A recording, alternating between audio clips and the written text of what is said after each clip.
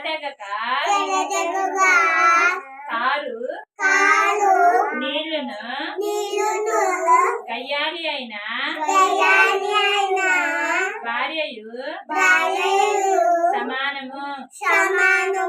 యెహోవా నా కాపరి నాకు లేమి కలుగదు. పచ్చిక గల చోట్లను ఆయన నన్ను పరుండ చేయుచున్నాడు. శాంతికరమైన జలముల యొద్ద నన్ను నడిపించుచున్నాడు. యేసయ్యా ఈ చిన్న వాక్యము మన వినికిడిలో ఆశీర్వదించునుగాక.